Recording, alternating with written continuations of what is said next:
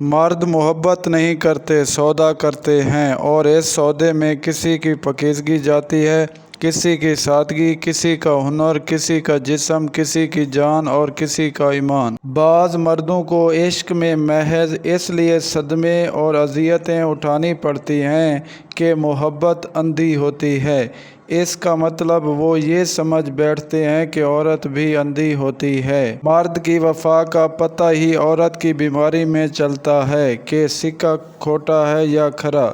इसी तरह औरत की दिलदारी मर्द की बेरोज़गारी के वक्त पता चलती है कि वो कागजी हमसफ़र है या वाकई शरीके हयात है। औरत को बस प्यार वाली ज़बान समझ में आती है। प्यार, इज़्ज़त, नरमी और मोहब्बत से बोल के देखो, वो अपना सब कुछ कुर्बान कर देगी। पसंद की औरत चाहते हो तो उसकी कमज़ोरी को पकड़ो।